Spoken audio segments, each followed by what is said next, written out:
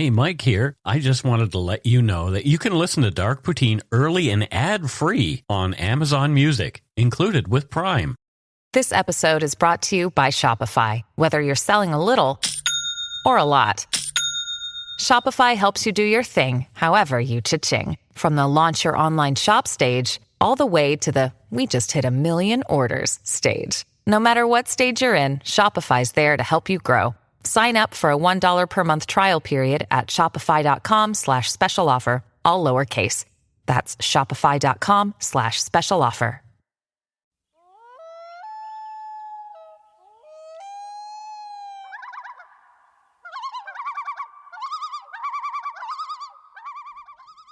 Welcome back to Dark Poutine. I am Mike Brown, and Matthew is still sick with COVID because we're recording this on the same day. We're doing 2 shows on the same day. We're doing 2 on the same day, and we'll be doing 2 next week. Summertime sitting in.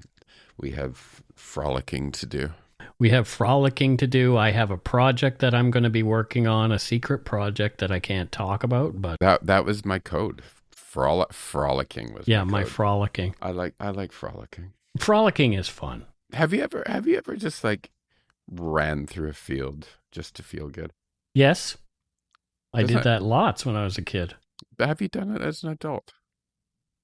Have you seen me? I'm not a big runner. No, I just mean like sort of like not run as in run, like just sort of like get to a pasture and just run with your arms in the air, enjoy. I think every adult should do that. I think I probably will, and I'm hoping that there won't be a bull or some violent animal in the pasture that wants to kill me. I'll tell you about the time I got chased by a whole herd of cattle someday. My friend Dominic did too. Anyway, let's get on with this. Let's move on. Yeah, we've got this crazy turd to talk about. The views, information, and opinions expressed during the Dark Poutine podcast are solely those of the producer and do not necessarily represent those of Curious Cast, its affiliate, Global News, nor their parent company, Chorus Entertainment. Dark Poutine is not for the faint of heart or squeamish. Listener discretion is strongly advised. We're not experts on the topics we present, nor are we journalists. We're 2 ordinary Canadian schmucks chatting about crime and the dark side of history. Let's get to it. Put on your toque, grab yourself a double-double and a Nanaimo bar. It's time to scarf down some Dark Poutine. You are responsible for obtaining and maintaining at your own cost all equipment needed to listen to Dark Poutine. Dark Poutine can be addictive. Side effects may include, but not be limited to, pausing and questioning the system, elevated heart rate, pondering humanity, odd looks from colleagues as you laugh out loud at work, family members not into true crime worrying about you. Positive side effects may include some perspectives and opinions that you disagree with, as well as some wokeness and empathy. If you don't think Dark Poutine is for you, consult your doctor immediately.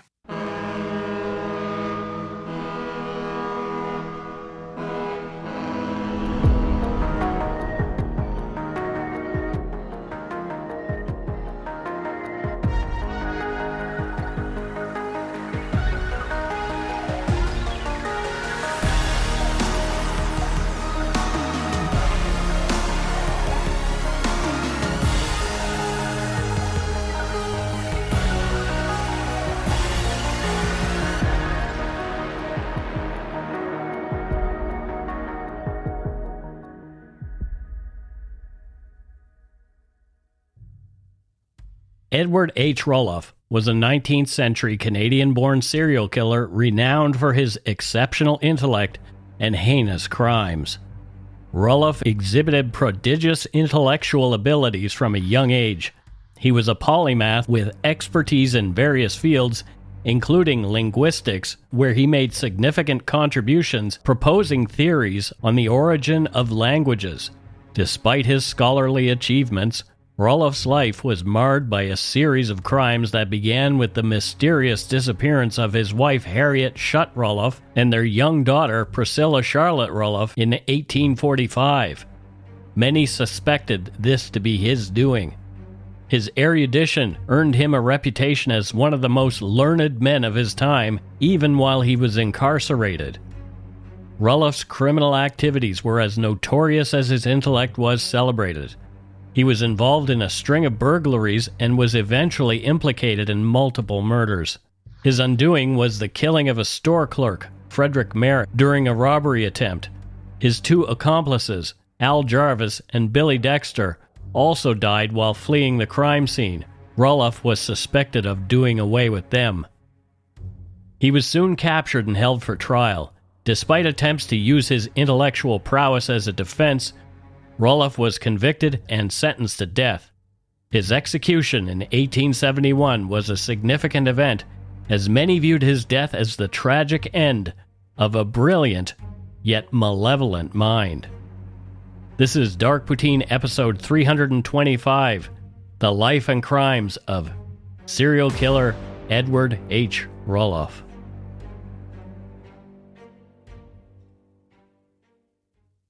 As well as several other sources, many of the details in this episode come from interviews with Rulloff in Victorian-era journalist Edward Hamilton Ham Freeman's book, Edward H. Rulloff, The Veil of Secrecy Removed, in which Freeman recounts conversations with the killer just before his death. The book also includes the testimony of individuals called as witnesses at Rulloff's murder trial.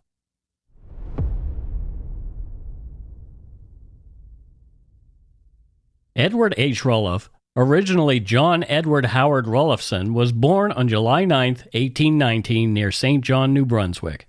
His father was William Rulloffson, a modest Canadian farmer of German extraction, although Edward also claimed Dutch and Danish heritage on various occasions.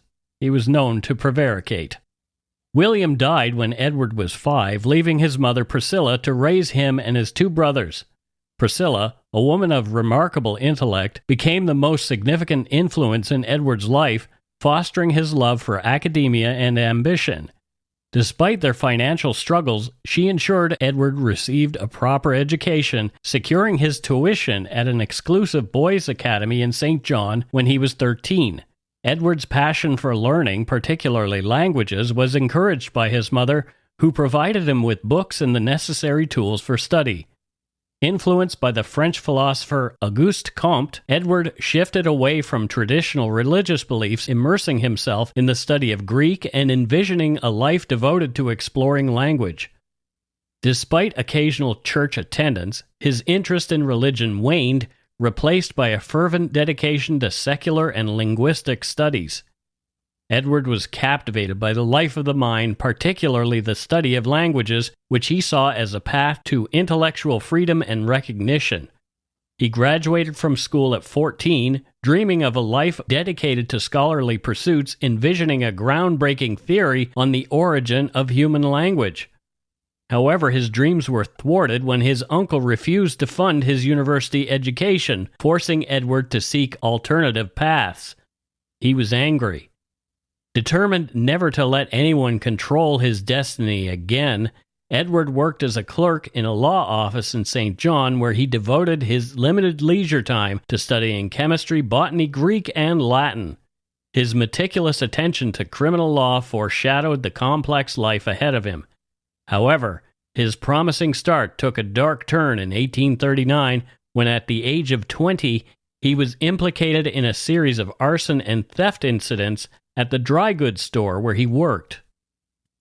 Somebody so smart, it's not very smart. But that kind of jumps out suddenly, doesn't it? Like yeah. It just seems like, it's like, oh, he's studying, he sounds like he's a smart guy, then boom. Yeah. Like it's just suddenly he decided to be a total dick. Well, yeah, there's not a lot of information about his childhood, so maybe he was a dick all the way throughout childhood. Maybe. Nobody ever calls that out. Nobody ever calls out that a 5-year-old is just a dickhead, right? Like, all children are innocent, you know? Yeah. But I think sometimes you can tell. Sometimes you can look at a 5-year-old and go, you're just a little dickhead. Oh, yeah. Yeah, there were a couple that I went to school with. I don't know, maybe I was one. Nobody wants to say the truth. I was an angel. Yeah. I was an angel until about 14 when I discovered booze. Oh, God. Then you got the devil's liquid into you. Oh, yeah. Edward was caught wearing a suit made from stolen cloth from the dry goods store, but stubbornly refused to confess, resulting in his arrest and subsequent conviction for theft. He spent 2 years in the St. John jail, dramatically altering his life's course. Edward's trajectory veered into a life marked by crime and controversy upon his release. This pivotal moment marked the beginning of a tumultuous journey far removed from the scholarly life he had once envisioned. After serving his prison sentence for theft, Edward Rulloff was released in the fall of 1841 and promptly vanished. With no systematic method of identification in Canada and no way to track individuals across international borders, Edward seized the opportunity to reinvent himself. Abandoning his family in New Brunswick, including his beloved brother Rulloff, Edward traveled to America. After a brief period at a commercial school in New York, where he learned bookkeeping and penmanship, Edward traveled upstate penniless and embittered, determined to remake his life. Within a year, the 23-year-old John Edward Howard Rulloffson transformed into Edward Howard Rulloff, a German-Canadian drifter with eloquent speech and dubious morals. Dubious morals. You know, I have to say, I kind of long for the days where we could just disappear and start a new life. Like just being unnumbered, unrestrained, borderless, free. Yeah. There's something really romantic about that. And sometimes when you think of like all the numbers that are put on us, right? Like we buy everything with cards now. We have our social insurance numbers. We have this, we have that. And you can't go anywhere and do anything without people being able to track you. Like that's actually not natural if you think about it. It's not natural. No, it's not. Yeah, we have less freedom today than we've ever had. No, I'm not saying like you've done anything bad, but if you just wanted to walk away and start a new life somewhere, it'd be great. You know, when I was a little kid in Strathroy, I used to dream about like moving to a city like New York. You want to know why? Because I wanted the anonymity of living in a big city. See, I've always dreamt of living in LA. That's been my thing because I've been a fan of movies. I wanted to be involved in film, in the entertainment industry. And I mean, there was a day, that you could just emigrate to the U.S. very easily. And it's not like that anymore. I still would love to go, but... Yeah, but I wanted to go just because like it was a dream of just being in a city where nobody knew me. Right? Because I'm like I said a few episodes ago, I'm 7th generation from my hometown, right? Yeah. Yeah. Like my joke is if I threw a snowball at somebody's car before it even hit the windscreen, my mother would get a phone call. Yeah. Yep. That's the way it was in Bridgewater too. In Syracuse, New York, on the Erie Canal, Edward met a captain, William Schutt, and through him, William's 15-year-old sister, Harriet, who captured 23-year-old Edward's full attention. Rulloff taught languages, and Harriet Schutt became one of Rulloff's students. In addition to teaching, Rulloff also became a medical student in Ithaca, New York, studying under a botanical physician named Stone. During the Victorian era, the subset of medical practitioners known as botanical physicians or medical botanists focused their treatments on using plants and herbal remedies. Their practices were comparable to modern-day naturopaths. Victorian botanical physicians and modern-day naturopaths both emphasize herbal remedies and holistic treatment. Key differences include training and regulation. 19th century botanical physicians often lacked formal education and learned through apprenticeships, while naturopaths today complete a 4-year medical program. Modern naturopathy includes various therapeutic modalities and has a comprehensive theoretical framework and legal recognition. Botanical physicians were often seen as quacks and operated outside mainstream medicine. Overall, naturopathy has evolved into a more professional and accepted system of natural medicine. Around this time, Rulloff also became enamored with phrenology. Phrenology, a pseudo-scientific theory that became immensely popular during the Victorian era, was based on the ideas of Franz Joseph Gall and Johann Spurzheim. They believed the brain consisted of distinct organs or faculties responsible for different personality traits and mental abilities, and that the size of these faculties could be determined by examining the bumps and indentations on a person's skull. Phrenologists claim the ability to assess an individual's character, capabilities, and even romantic compatibility simply by running their fingers over the person's head. The appeal of phrenology stemmed from its perceived rational scientific framework for understanding human nature, which resonated with the growing Victorian middle class seeking self-improvement and empowerment. Phrenological societies, head-reading parlors, public lectures, and books on the subject proliferated especially from the 1820s to the 1840s. Phrenology offered the prospect of understanding oneself and others better, choosing suitable careers and partners, and even reforming criminals. However, by the 1840s, it was being discredited scientifically due to a lack of empirical evidence, although it continued to have some devoted followers into the early 20th century. Ultimately considered a pseudoscience today, phrenology nonetheless had a significant cultural impact during the Victorian era. You know, I have a phrenology print in my bathroom because it's the head. You've seen it. It's a really bad joke, but that's why I put it in there. I was like, it's the head. Because that's what you call the bathroom on a boat. It's the head. The head. You know, there was some racism row over phrenology as well. Oh, there's been a lot of them. Saying that, like, measuring head spaces and all that kind of, all that sort of wanky malarkey, right? It's all nonsense. Of course it is. Edward Rulloff loved attention, and he impressed locals in Dryden, New York with his apparent erudition, particularly after he began delivering regular lectures on phrenology. Harriet Schutt and Edward Rulloff were married on New Year's Eve, 1943, a year and a half after they met, despite her parents' disapproval of Rulloff as a suitor. He had no money, and her parents thought he was arrogant. Rulloff later accounted to his biographer, Ham Freeman, quote, "I married Harriet. There never was much of any courtship or love about it. We rather slid into it. It was a short marrying in haste to repent at leisure.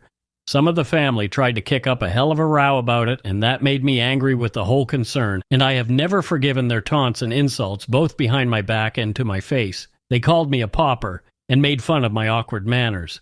I knew I was better than they, and that my family was far superior." End quote. Narcissists, like Rulloff presumably was, don't take kindly to perceived insults to their character. The ego plays a pivotal role in driving narcissistic behavior. A narcissist's sense of self-worth and esteem hinges entirely on their ego being constantly inflated and validated by others. Their ego is immensely fragile and vulnerable to any perceived criticism or insult known as narcissistic injury. Even minor slights or disagreements can trigger an intense emotional reaction from the narcissist as they perceive it as an attack on their very identity and superiority. When faced with a narcissistic injury, the narcissist may react with rage, aggression, devaluation of the perceived source, denial of reality to protect their ego, or withdrawal and sulking as a way to manipulate the other person into providing validation. The narcissist's extreme vulnerability stems from their inability to derive self-worth from within. Their ego depends entirely on external sources of admiration and status. Any threat to this shaky external validation can prompt an intense need to restore their grandiose self-image through retaliation or dismissal. The narcissist's ego is both their greatest strength in protecting superiority and their greatest weakness in being fragile. Their actions are driven by the incessant need to feed and protect this ego at all costs, seeking excessive admiration, exaggerating achievements, displaying a sense of entitlement and exploiting others, inability to empathize, and reacting with rage or contempt to the slightest criticism. There was a huge threat to Edward's delicate ego in the Schutt family. Harriet's cousin, a doctor of the old school named William H. Bull, often visited the Schutt family, and he and Edward would have heated debates about the validity of Edward's medical leanings. Bull did not respect the quackery he saw in botanical medicine and told Edward about it in no uncertain terms. Edward would leave every interaction with Bull seething with rage. But there were other reasons that Rulloff resented Bull. Dr. Bull was a tall, strapping, and handsome man who the Schutt girls, Harriet included, would fawn over. A family rumor caught Edward's ear 6 months after his marriage, stating that Dr. Bull had secretly kissed Harriet on the day of their wedding. Adding fuel to the fire, Edward had recently spotted Harriet and Dr. Bull at a mill near the Schutt farm. The encounter he witnessed deeply disturbed him, as he perceived their interaction to be intimate and secretive.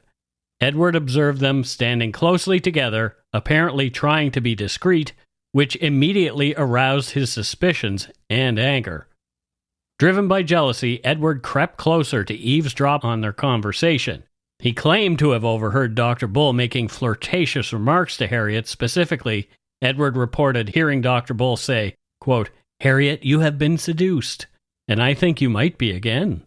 This statement, whether accurately reported or not, fueled Edward's suspicions of an affair between his wife and Dr. Bull. Harriet's reported response to Dr. Bull's comment was to laugh it off, but this did little to assuage Edward's concerns. It could have been innocent flirtation, but to Edward, it was a crime for which he vowed revenge. He was convinced of Harriet's infidelity and Dr. Bull's inappropriate advances. Rulloff became obsessed with the thought that Harriet had been to bed with his rival, which was too much to take. William Schutt, Harriet's brother, later said that Bull was always flirtatious, but not a real threat, and often greeted William's wife Amelia with a kiss. The kiss in the pantry might have been Amelia and not Harriet in the first place. Regardless, the old bugaboo jealousy eventually drove twisted Edward H. Rulloff around the bend into taking actions from which there was no return. Jealousy really is the most ridiculous of all the sins, isn't it? Yeah. If you really think about it, it's so ridiculous. It's your ego with a problem. It's your ego with a problem. And if you love somebody and they say love you and they're going to cheat on you, that's not you, that's them. Mm-hmm. Yeah, jealousy is just silly. I'm not a jealous person at all. I've had my moments, but it's because of the problems that I had. Like a low opinion of myself. So, Rulloff later confessed to coming close to killing Harriet at that time. He said, "I resolved to put an end to her existence and mine. When he and Harriet were alone one night, he pounced and produced a vial of poison that he'd prepared and tried to force Harriet to drink it. He coldly admitted to her that he'd tried out the mixture on her brother's wife and child, sick at the time, and who had died after his treatment. He said he didn't want to live anymore, and Harriet would be going with him. When Harriet screamed for help, Edward's mood turned, and he told her that it was all a joke. Harriet was not laughing and told others in her family about what had happened, and seeing he'd lost Harriet's trust and her family was more concerned than ever, Edward decided to move them 5 miles away from Ithaca to Lansing and outside of their influence. More after a quick break. This episode is brought to you by Shopify. Whether you're selling a little or a lot, Shopify helps you do your thing, however you cha-ching. From the launch your online shop stage, all the way to the we just hit 1 million orders stage. No matter what stage you're in, Shopify's there to help you grow. Sign up for a $1 per month trial period at shopify.com/special offer, all lowercase. That's shopify.com/special offer.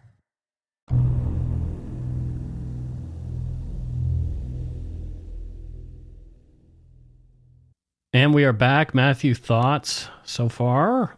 I've said this in the show before. People who live like a criminal life, it must be so exhausting. It has to be. Like I'm following this guy's story, and I'm just exhausted. Yeah, yeah. Lying takes a lot of effort to maintain. Gosh, you know? And like people think they get into these lies in order to like make it easier, but you end up just making it so much harder than being a straight up person, right? Mm-hmm. Yep. Wow. Wow is right. Harriet had a daughter that year. They named her Priscilla Charlotte. With the new addition, Harriet's family wanted to be more involved, further upsetting Edward. He wanted to move farther away. This time he suggested Ohio, where he could continue his education and teach while becoming a lawyer. Harriet wanted none of it. She knew that isolation from her family with Edward alone would be unbearable. Edward was not a man who liked to be told no. On June 23rd, 1845, Harriet Rulloff and her infant daughter vanished from their home in Lansing. Harriet was last seen at home that evening by a friend, and neither she nor the baby have been heard from ever since. The next day, Rulloff rented a wagon from T. Robertson, claiming he was going to Mottville to pick up his wife who was visiting friends. He left afternoon on the 24th, heading south with a heavy chest in the wagon. He returned around noon the following day with the same chest, now apparently empty. On the night of June 25th, Rulloff rented another wagon in Ithaca and returned it before dawn. He then took a stagecoach to Geneva, New York, under the alias Mr. Doe. Whoa, that's creative. Right? Like that wouldn't rouse suspicion. Right. What's your first name? John. What's that last name? Doe. John Doe. Yes. Somebody's going to remember that, right? Of course. I don't know if in the 1800s whether John Doe was a thing. It had to have been. I'm sure it was. Rulloff disappeared for over 6 weeks. Concerned about Harriet's absence, her friends searched the Rulloff home. They found it in disarray with dirty laundry piled up and clothes belonging to Harriet and the baby scattered around. However, they couldn't find any information about Harriet's whereabouts or determine where Rulloff had gone with the wagons on June 24th and 25th. Around mid-August, Rulloff returned to Ithaca, claiming he'd been working on harvests between lakes. When his wife's brothers, Ephraim and William, questioned him about Harriet's whereabouts, he gave conflicting answers. First, he said she was near Geneva, and then in Pennsylvania, and finally in Madison, Ohio. The Schutt brothers, suspicious, asked Rulloff to write a letter to his wife. Rulloff agreed and wrote a letter to the address in Madison, Ohio, where he claimed she was staying. Shortly after mailing this letter, Rulloff left Ithaca on foot towards Auburn. Suspecting Rulloff might be trying to escape, William Schutt obtained a warrant and pursued him. Schutt tracked Rulloff to Geneva, New York, then Rochester, and finally caught up with him in Buffalo. Rulloff evaded Schutt by escaping into a crowd after buying a boat ticket. Schutt continued to Fairport, Ohio, where he discovered Rulloff's false claims about his wife's location. He went to Cleveland, where he finally apprehended Rulloff on a boat of immigrants headed west. When questioned, Rulloff refused to reveal his wife's location, stating no one would ever know. Schutt brought him back to Ithaca, where Rulloff was jailed and later committed for trial. The main issue with charging Rulloff for murder was that no bodies had been found. The authorities suspected he had dumped the bodies in Lake Cayuga, but despite multiple attempts to search the lake, nothing was discovered.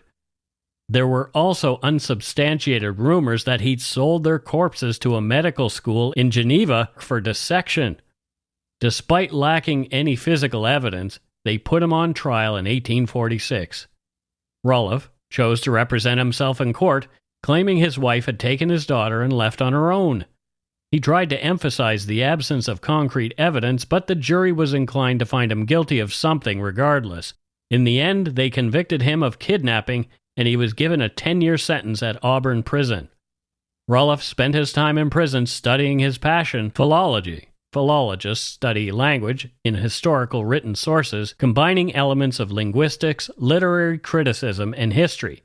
They analyze texts to understand their authenticity, original form, and meaning, while examining language development and relationships. We need so much more of this. We definitely do. People misread things even like the Bible, right? Mm-hmm. Because meaning has been lost, right? Right. And people look back at old books and sort of poo-poo it on the current understanding of it, but there's so many words that actually meant almost exactly the opposite of what they mean now, right? There's even a passage in the Bible that warns against this. It's the letter killeth, but the word giveth life. Yeah. There you go. So it's like the Bible had a disclaimer in there too. Yeah. It's like, maybe you should, what you see on the surface may not be what we are intending here. Karen Armstrong went back to some of the earliest scripts, the earliest stuff on paper with the Bible. Yep. And she says that she thinks Jesus didn't say, I am the Son of God. She's like, my translation is that it is, I am a son of God. And her point was everyone can be. So the point was, we're all sort of universal. We're all this precious thing. Yeah. And she's like, and that was taken and changed so many ways to negativity instead of the positivity that Christianity was meant to be. Dark Poutine has no opinion on religion or religious ideas or theology. Sorry. No, but I'm not dissing it at all. No, I know. I'm not dissing it at all. I think, if you go to the heart of many religions and the original intentions, there were beautiful things, right? Yep. Yeah. After serving his sentence, Rulloff hoped to pursue his language studies quietly. However, upon his release, he was immediately rearrested for his wife's murder. The authorities reasoned that after 10 years of her absence, Harriet could be presumed dead even without a body. While jailed in Ithaca during the legal proceedings, Rulloff was allowed to teach. He formed a close bond with a 16-year-old boy named Al Jarvis. He was the undersheriff's son, whom he tutored in Latin and German. Coming from a troubled home, Jarvis saw Rulloff as a father figure. This relationship led Jarvis to assisting with Rulloff's escape in the winter of 1858. Well, so undersheriff's son. Right. Yeah, he's the jailer, essentially, the jailer's son. Yeah, so that was A, that's dramatic, and B, that would call for an overhaul of how jailers' families are interacting with people in jail. Yeah, you can probably assume, probably correctly, that, this young guy just got the keys and let him out. Yeah. So, oh dear. On the run, Rulloff lived rough, foraging for food and enduring harsh conditions. He later described this time, quote, "The officers of the law were constantly on my track. I lived by foraging upon the farmers and upon beech nuts. I lived like a beast, and I fear that I became almost one." End quote. The extreme cold cost Rulloff 2 toes to frostbite, ironically making him more easily identifiable to law enforcement. Despite early hardships, Rulloff survived on the run by leveraging his remarkable intellect. Arriving in Meadville, Pennsylvania, he convinced inventor A.B. Richmond, under the alias James Nelson, to form a business partnership by showcasing his extensive scientific knowledge.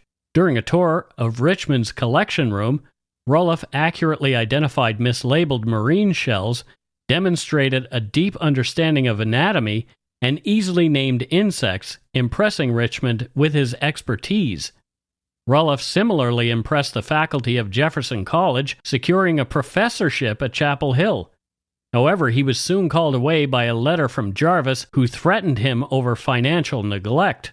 Rulloff responded by robbing a jewelry store, but was caught and sent back to Ithaca, where he was surprisingly acquitted of his wife's murder, again due to a lack of a body. He was quietly transferred to Auburn and released in 1859. During the 1860s, Rulloff lived in New York City's criminal underworld with Jarvis, who supported Rulloff's philological pursuits but engaged in burglaries to fund their lifestyle. After several run-ins with the law, including a stint in Sing Sing and Wethersfield State Prison, Rulloff sought recognition for his linguistic theories at a philological convention in Poughkeepsie. Despite his high hopes, his findings were dismissed, leading Rulloff to redouble his efforts. So I'm starting to feel like maybe these two are shagging. Maybe. Right? It seemed like there was a bit of an intense relationship there. There was definitely some sort of intense relationship there. Yeah. And it could have been emotional or physical as well. Matthew boils it down to shagging. Yeah. Well, it takes one to know one, right? Exactly. In the early hours of August 17th, 1870, Binghamton, New York became the scene of a notorious crime that would mark the end of Edward H. Rulloff's long and infamous criminal career. At approximately 2:30 a.m., Rulloff and his 2 accomplices, Al Jarvis and William Dexter, attempted to burglarize Halbert's dry goods store, a previously targeted establishment, by thieves. The burglars, known for their specialization in stealing valuable and easily concealable sewing silk, gained entry by boring holes in the store's back door. However, their plans were thwarted when they encountered 2 clerks, Gilbert Burroughs and Fred Merrick, acting as night watchmen due to previous robbery attempts.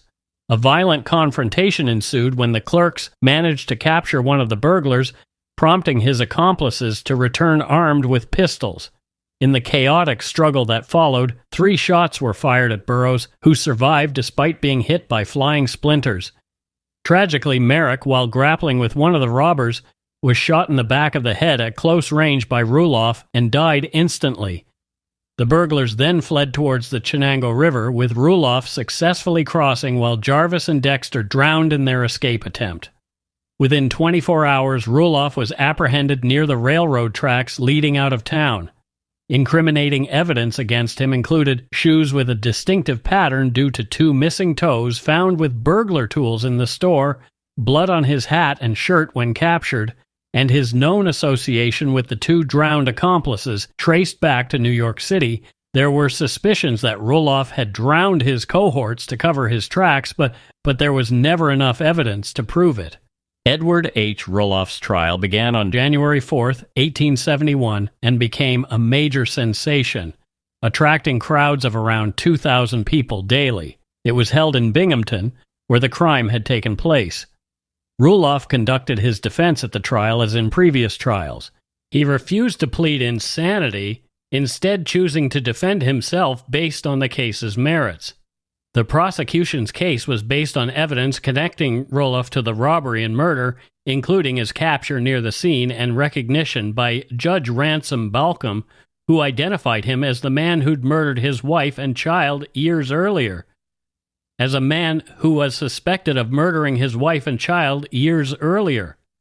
During the trial, Rulloff requested that Governor John T. Hoffman pardon him or delay his execution until he could fully develop his theory on language evolution.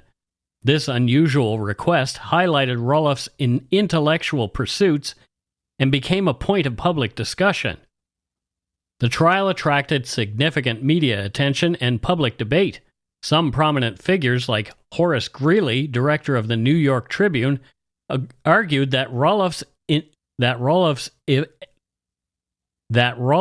evident intellectual abilities made him too valuable to execute regardless of his guilt. American author Mark Twain wrote a letter to the editor of the New York Tribune on April 29, 1871, to save Rulloff from execution. In the letter, Twain argued that Rulloff's intellectual abilities made him too valuable to execute. Twain wrote, "For it is plain that in the person of Rulloff, one of the most marvelous intellects that any age has produced is about to be sacrificed, and that, too, while half the mystery of its strange powers is yet a secret." He praised Rulloff's intellect, stating, "Every learned man who enters Rulloff's presence leaves it amazed and confounded by his prodigious capabilities and attainments."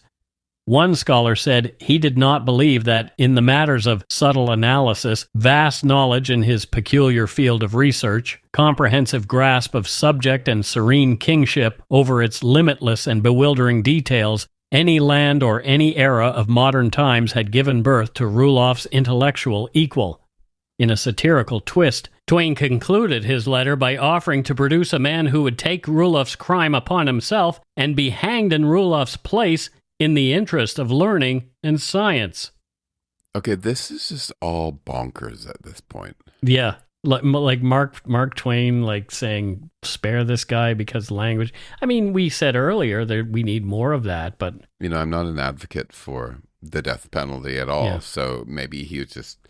I mean, and I was kind of going with this story going, oh, this is a good way to just try to stop the death penalty. I'm like, yeah, I'd like lie like that. But then when he starts talking about somebody would be hanged in his place, I'm like, wow, wait a minute. I kind of like, that sort of decreases my love of Mark Twain just a tiny bit. Yeah.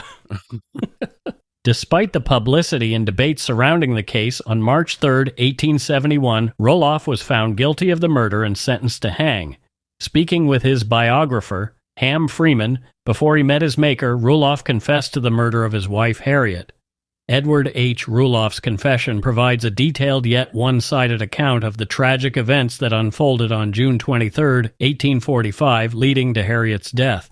The incident began with an argument over Rulloff's plans to move west and pursue an academic or law career. When Harriet refused to accompany him and threatened to return to her family with their child, Rulloff became enraged. In a moment of intense anger, he struck her with a pestle, delivering a fatal blow to her left temple that fractured her skull. Rulloff described the immediate aftermath in vivid detail, recounting his desperate attempts to revive Harriet using various medical techniques at his disposal. Rulloff said, quote, "She died about 1 o'clock, I think.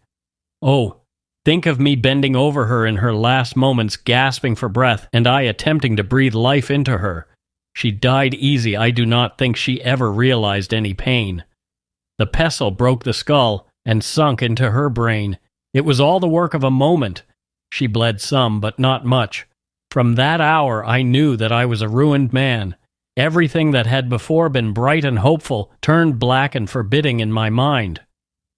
Despite his efforts, Harriet never regained consciousness. He also mentioned administering a narcotic to the child to stop her crying, though he did not elaborate further on this point. Overwhelmed by the gravity of his actions, Rulloff initially contemplated suicide. He even went so far as to prepare poison and write a confessional letter detailing the circumstances of Harriet's death. However, he ultimately decided against taking his own life, citing ambition and responsibilities as his reasons for continuing to live.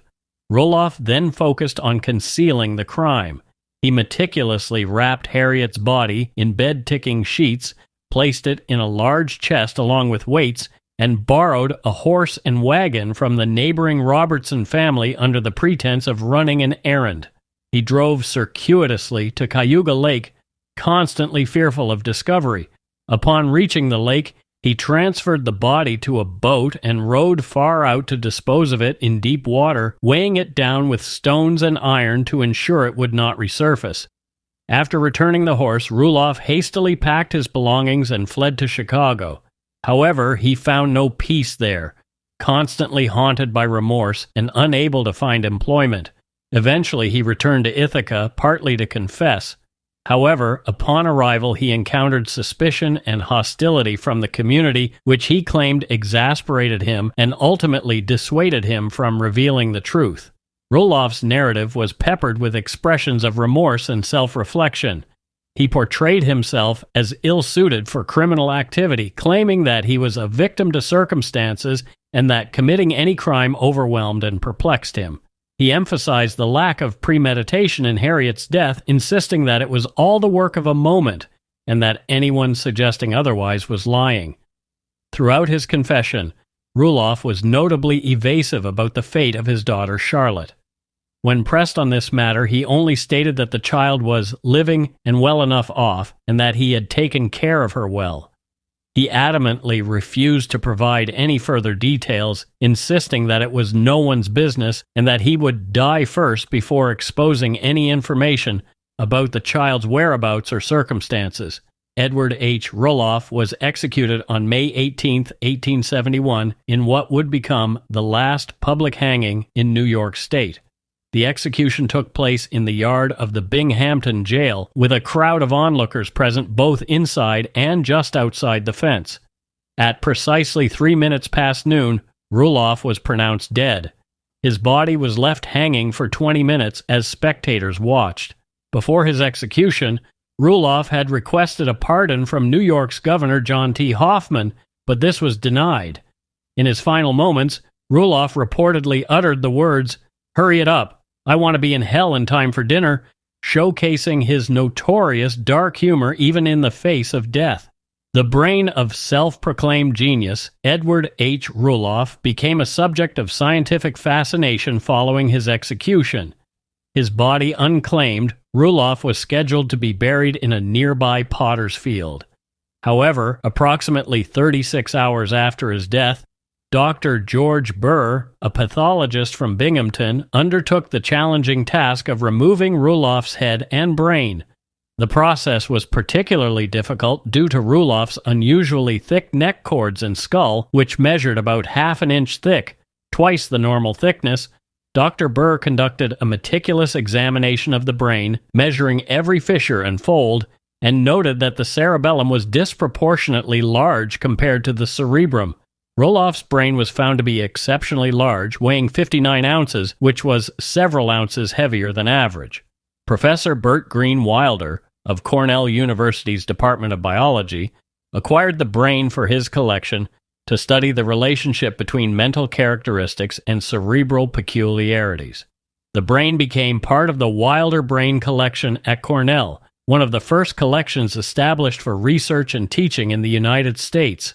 Today, Rulloff's brain remains displayed at the Wilder Brain Collection in Uris Hall at Cornell University. Its reported volume of 1,673 cubic centimeters makes it one of the largest brains on record. While it attracted considerable attention from 19th century neuroscientists who sought to explain criminal behavior through brain structure, it's important to note that such interpretations are now considered outdated. Modern neuroscience has moved beyond these simplistic correlations between brain anatomy and moral character. Rulloff's brain remains at Cornell. It's difficult to say with certainty where the rest of Rulloff's remains ultimately ended up. Some believe medical students used it in their anatomy lab. If true, he did go on to higher education, perhaps not how he intended.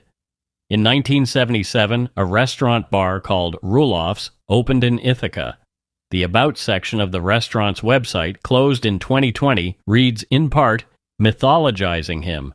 Never one to embrace humility, Edward Rulloff was a self-described genius, considering himself the intellectual peer of Socrates, Kant, and Locke. Skilled as a doctor, lawyer, scholar, draftsman, and carpenter, Rulloff was entirely self-taught and well-versed in history, philosophy, mineralogy, biology, and anatomy.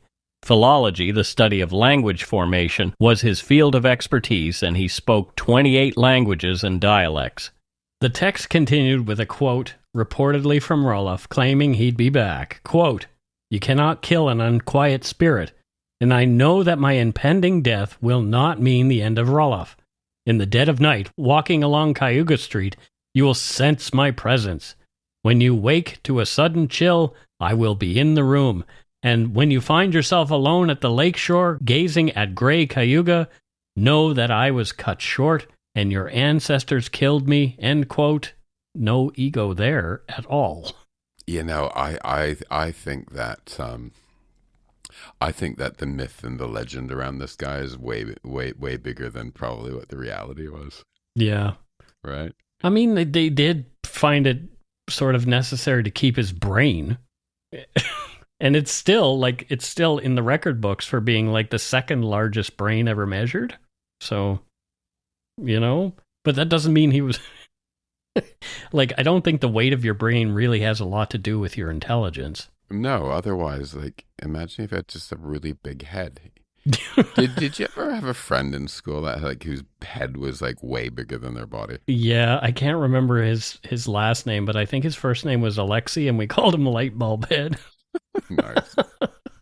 Well, it wasn't my idea. It was somebody else. See, Alexi probably had a bigger brain than yours, but was he smarter? Maybe not. Right? I don't know. He was sure angry at us when we called him Light Bulb Head. Well, I would be too. Right. Oh boy.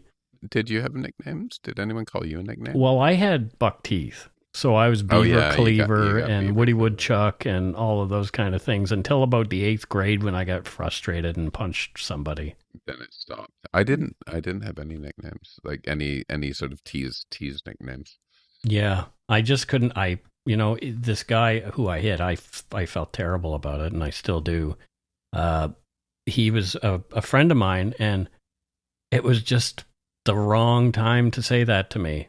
That happens. Yeah. Anyway. And that's it for Dark Poutine episode 325, The Life and Crimes of Serial Killer Edward H. Rulloff. It's a entirely bonkers story. It is really, really, really insane.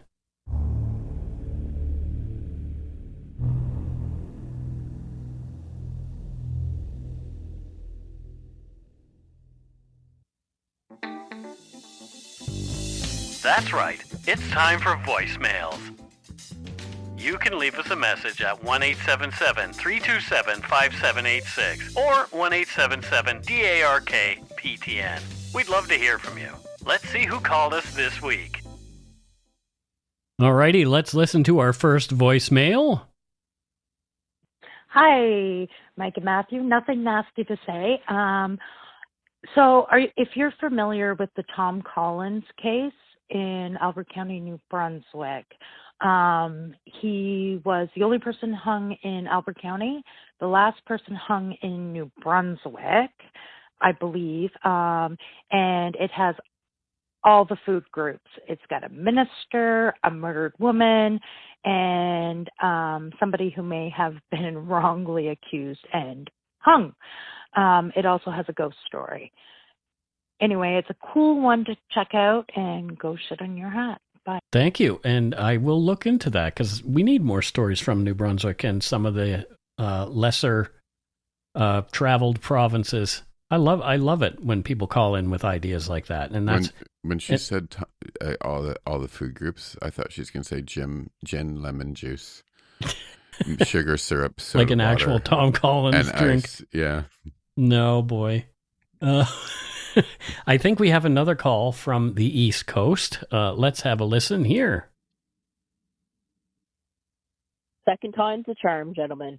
To answer your guys' question about women and children first, it's basically never been an international law or anything. And throughout history, I mean, there was some cases of it being implemented, but it really never became a thing until the Victorian era. And it all really boils down to the cultural and societal norms of the Victorian era and gender roles. Women were seen as to be protected and they were vulnerable, and men were to protect and to, do the honorable thing and putting their safety and priority before them. That's basically what it boils down to. And it just became famous because of the Titanic. I mean, there was other disasters in the Victorian era where it was used, but the Titanic's the most famous. And it just kind of became a thing today where we think that that's always been the case, but it wasn't so. Another factor that played a role, especially in the sinking of the Atlantic, why no women were saved, is the clothing. Women wore heavy petticoats and many layers and corsets that absorb water when they got wet. It was caused, high risk for hypothermia and increased risk of drowning. They would get caught on stuff during the wrecks trying to escape. If the ship tilted, the weight from their wet clothing would knock them over into the water, you name it. Actually, Part-Time Explorer actually mentioned this, and I've read countless accounts of shipwrecks of clothing playing a huge role in, a lot of women dying. And it would take them a long time to get dressed because it was immoral for them to go out half dressed. So sometimes they took too long getting ready, and that's why they wouldn't get up to the decks in time. It's kind of sad if you think about it. Another thing, I kind of smiled when you guys mentioned the Hungarian. Pretty famous in my area. I live on Cape Sable Island, actually. And I'm looking at the Cape Light, which is 101 feet tall, the tallest lighthouse in Nova Scotia, which was actually built because of the Hungarian shipwreck. It's very famous in this area. Very well-known tale. Very interesting. But yeah, I thought that was kind of cool that you guys talked about that. But anyways, that's basically what it boils down to is tradition, gender roles. So anyways, gentlemen, I'm sorry about the crappy last phone call. I am in Nova Scotia, so it doesn't matter whether you're in a house or car. Unless you're in Halifax, the reception just sucks really bad.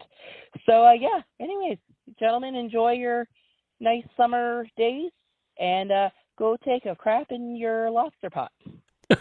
Oh my God, I love you so much. Oh, thank you so much. Well, yeah, we know what job you have. You're a historian. There's no question about it because you had some really interesting facts. And yeah, Cape Sable Island, I need to visit someday. I mean, there's a lot of places I have been in Nova Scotia. It's a tiny province, but there's still a lot of places I haven't visited, and Cape Sable Island is one of them. So I was thinking about what you're saying about traditional gender roles, and like I think, like I grew up at older school, right? And then when I moved to Europe, I let me give you an example. Right? I learned to stand up if a woman's like having dinner with you, like if there's a large table, woman gets up to use the toilet. You stand up. All the men stand up. And then Yep. when she comes back, all the men stand up. And I learned that because it was just the crowd of people I was hanging out with, which were kind of more posh, old school people, right? And it's sort of like, and then I had to like unlearn it when I moved back here, right? Because it's just fucking weird. Mm-hmm. It's just weird here. But like women and children first. I think if I was on a sinking ship, I'd probably help women and children off first anyway. Mm-hmm. And I don't know if it's because of gender roles or I just want to save. Anybody who needs help, yeah, like yeah, anybody true. who it appears you know that what? they need help. You know what? Actually, let me fix that. It'd probably be like help to get the kids off first, and then any woman or man coming up to needed help, I'd help them. That's probably what the truth would be. But kids, I'd probably be trying to help. Prioritize the kids. I'd probably be helping them as quickly as possible, right? Yeah, I'm an old fart who's never going to have any, further impact on the world. I'll help the kids. Maybe there's the next Albert Einstein in one of those lifeboats. Yeah, maybe one of those kids will save us all. Yeah, it could be. Yeah. But did that caller give her name? No. She's given her name before, but I forget. Anyway, you are bloody awesome. I love you. Yeah. And obviously that accent takes me back. That's it for this week's voicemails. Again, you can leave us one at 1-877-327-5786 or 1-877-DARK-PTN. We'd love to hear from you, even if it is just to say hi and to tell us to go shit in our hats. If you're stumped for what to chat with us about, a quick story is welcome. And we don't have any donut money donors or patrons this week, but that's okay. That's okay. To be honest, I think I'm going to go back to bed now. Yeah, you should go back to bed, Matthew. Thanks to all our patrons and donut money donors, past and present, for your generosity. It helps to keep the show going. You can become a patron of Dark Poutine at patreon.com/darkpoutine. For a one-time donation, you can send us donut money via PayPal using our email address, darkpoutinepodcast@gmail.com. If you don't already subscribe to the show, it would mean a lot if you did. You can easily find Dark Poutine on Apple Podcasts, Spotify, or wherever you listen to your favorite shows. If you haven't gotten yours yet, my book, Murder, Madness, and Mayhem, is available to order via a link on the Dark Poutine website. And speaking of darkpoutine.com, please check it out for show notes and other cool stuff. We'd appreciate it if you took the time to give Dark Poutine a like or a follow on Facebook and Instagram. Most importantly, thank you for listening, and tell your friends about us. Word of mouth is a powerful thing. And that's it for this episode of Dark Poutine. Matthew is already falling asleep, so until next time, don't forget to be a good egg and not a bad apple. Bye, everybody.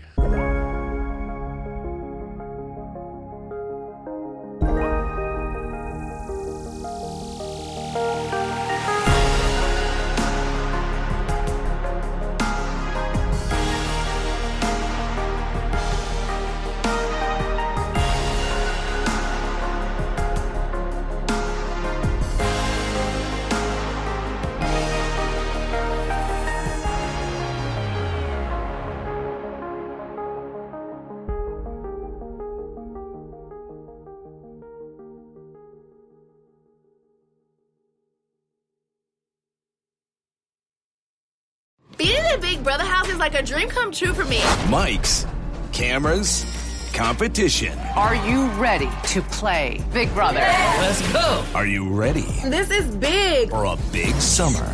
Oh my God, I'm in love. You lied to my face. We're coming for you. I'm gonna burn this sucker to the ground. What a game. Expect the unexpected. What a game. Big Brother, new season Wednesday, July 17th on Global. Stream on Stack TV.